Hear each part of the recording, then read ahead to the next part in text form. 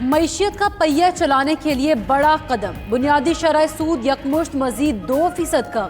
State bank نے بنیادی شرح سود 11% سے کم کر کے 9% مقرر کر دی۔ ایک ماہ کے دوران بنیادی شرح سود میں 4.25% کمی کی جا چکی۔ تاجروں اور صنعت کاروں کا شرح سود میں کمی کے فیصلے کا خیر مقدم۔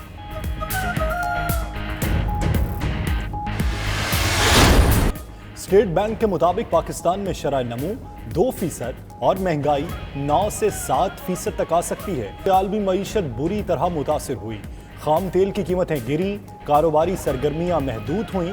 ان تمام عناصر کو دیکھتے ہوئے پالیسی ریٹ میں کمی کا فیصلہ کیا گیا۔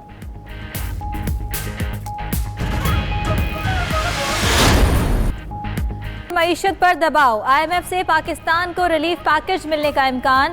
آج عالمی مالیاتی ادارے کے ایگزیکٹو بورڈ کا اجلاس، جس میں $1.40 کے اضافی پیکج کی منظوری متوقع۔ پاکستان کے لیے قرض کی تیسری قسط کی منظوری بھی دی جائے گی۔ ادھر وزیر اعظم سے مشیر خزانہ کی ملاقات، آئی ایم ایف پیکج سے آگاہ کیا۔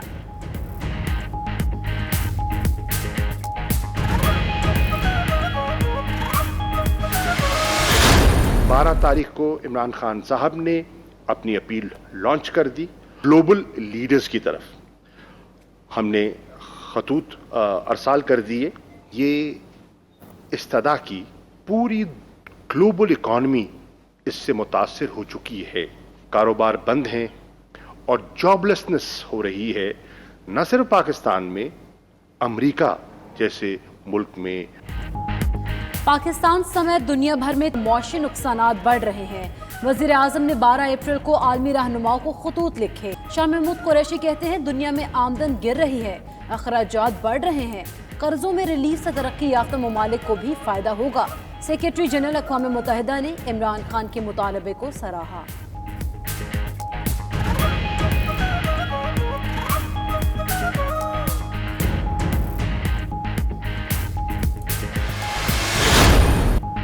وزیر اعظم کی زیر صدارت national command and operation centre کا اجلاس۔ رمضان المبارک میں حکمت عملی پر غور۔ عمران خان نے کہا کہ درست ڈیٹا پر توجہ دی جائے۔ چیئرمین این ڈی ایم اے نے بتایا حفاظتی سامان کی تیسری کھیپ کل صوبوں کو بھیجی جائے گی۔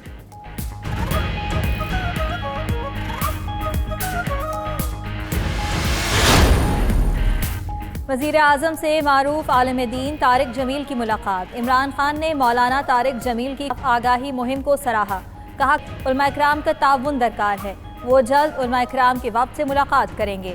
رمضان المبارک کے پیش نظر علماء کرام کی مشاورت سے لاہ عمل مرتب کیا جائے گا۔ وزیر اعظم سے فخر امام، ثانیہ نشتر اور اسلم اقبال کی بھی ملاقاتیں۔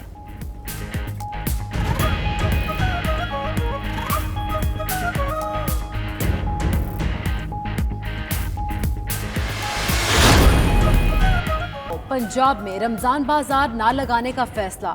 وزیر اعلیٰ کی زیر صدارت اجلاس میں عوام کو براہ راست ریلیف دینے کی بھی منظوری۔ عثمان بزدار نے نقد رقم کی تقسیم کا نظام وضع کرنے کی ہدایات جاری کر دی۔ ادھر وفاقی حکومت کا رمضان المبارک میں عوام کے لیے 2.5 ارب کا ریلیف پیکج۔ یوٹیلیٹی سٹورز پر 19 اشیاء پر سبسڈی دی جائے گی۔ نئے نرخوں کا اطلاق کل سے ہوگا۔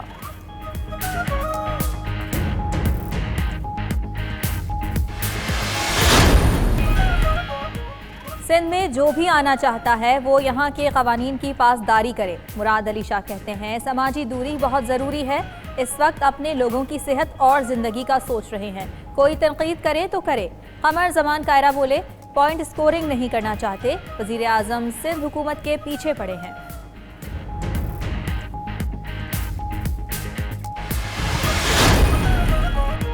وزیر اعظم نے لاک ڈاؤن میں نرمی عوام کی آسانی اور اشیاء ضروری کی فراہمی کے لیے کی۔ فردوس عاشق اوان کا ٹویٹ، کہا نرمی کا یہ مطلب نہیں چیلنج ختم ہو گیا۔ شہباز گل کہتے ہیں پیپلز پارٹی نے 18ویں ترمیم کو صرف بجٹ میں بڑا حصہ اور صوبائی خود مختاری کا کریڈٹ لینے کے لیے استعمال کیا۔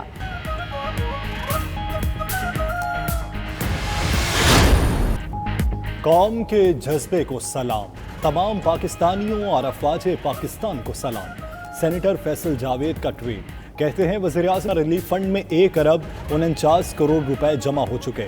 92 نیوز سے گفتگو کرتے ہوئے کہا 92 نیوز کی ٹیلیتھان کمال تھی، بہت اچھی فنڈ ریزنگ ہوئی۔ 92 نیوز کی ٹیم نے ورلڈ کپ 92 والی ٹیم کی طرح بہترین کردار ادا کیا۔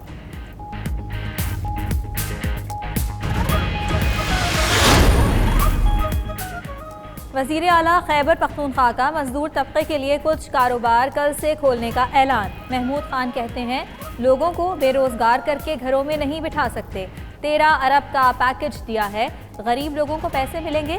ادھر خیبر پختونخوا میں 19 صنعتوں کو تعمیراتی پلان کے تحت لاک ڈاؤن سے مستثنا قرار دے دیا گیا۔ اینٹوں کے بھٹے، کرش پلانٹ، کنکریٹ بلاک اور پائپ فیکٹریز بھی شامل۔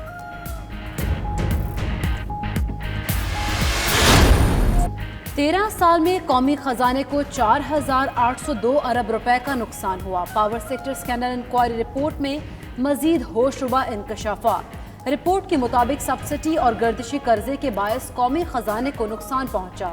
ادھر پاور پلانٹس مالکان کے ساتھ حکومتی مذاکراتی ٹیم کا اجلاس۔ انکوائری رپورٹ کے بعد چند پاور پلانٹس کے مالکان غیر منصفانہ منافع چھوڑنے پر آمادہ۔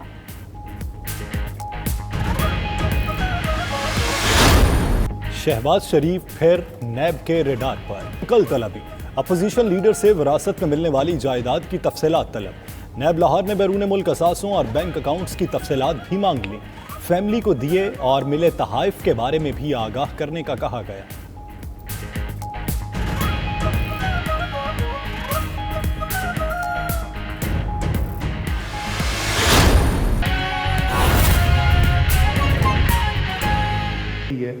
اور یہ زیادہ ضروری اس لیے بھی ہو گیا ہے کہ میں نے پچھلے کچھ دنوں کے اندر سنا ہے ذمہ دار سیاسی لیڈرز جو ہیں انہوں نے بھی کچھ ایسی باتیں کی ہیں کہ کوئی کوارڈینیشن نہیں ہے، یہ الفاظ استعمال کیے کہ کوئی کوارڈینیشن نہیں ہے۔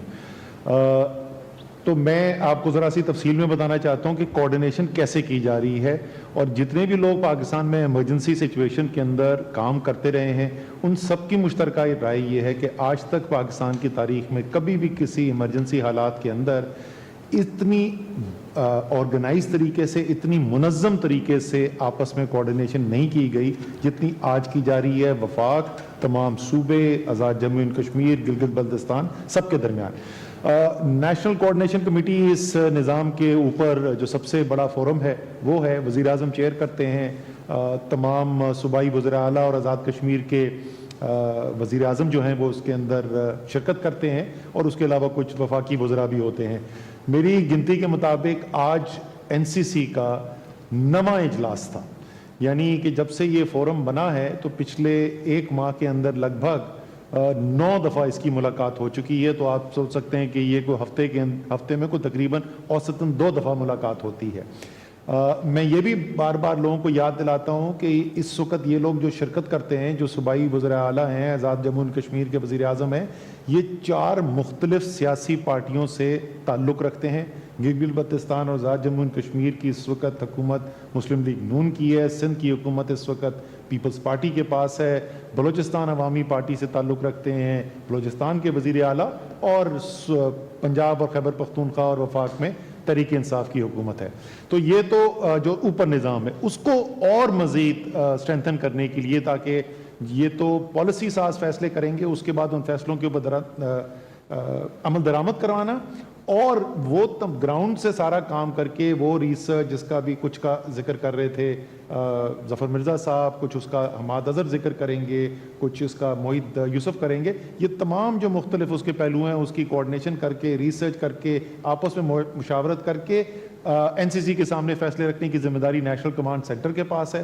نیشنل کمانڈ سینٹر روزانہ ملاقات کرتی ہے، روز صبح 10 بجے ہم ملاقات کرتے ہیں، اور جب سے نیشنل کمانڈ سینٹر بنی ہے یہ ہر روز ملاقات ہوئی ہے، چاہے وہ ہفتہ ہو یا اتوار ہو، روزانہ ملاقات ہوتی ہے۔ کچھ ہم اس میں وفاقی وزراء ہیں، اس کے علاوہ تمام صوبوں کے چیف سیکرٹریز ہوتے ہیں وہاں پر، گلگت بلتستان اور آزاد جموں اینڈ کشمیر کے بھی، یہ تمام لوگ سب بیٹھتے ہیں۔ اس کے علاوہ ایکسپرٹ اگر کوئی خاص چیز جس طرح جو نئی ٹیکنالوجی، یہ بھی بڑی خوش آئند بات ہے، آپ کو اگلے 2-3 دن میں ہم تفصیل بتائیں گے کہ اس سے مقابلہ کرنے کے لیے جو مختلف اکوپمنٹ جو بنانے ہیں، جو مختلف میڈیکل جو سپلائیز لینی ہے، وہ پاکستان میں کس طریقے سے ہم ڈیولپ کرنے کی کیپیسٹی بنا رہے ہیں، اس کے لیے ہم نے فواد چودھری صاحب کو بلایا ہوا تھا، اور مختلف لوگ اس طریقے سے آتے رہتے ہیں۔ ان فیصلوں کے اوپر عمل درآمد کروانا اور وہ گراؤنڈ سے سارا کام کر کے وہ ریسرچ جس کا بھی کچھ کا ذکر کر رہے تھے ظفر مرزا صاحب، کچھ اس کا حماد اظہر ذکر کریں گے، کچھ اس کا معید یوسف کریں گے،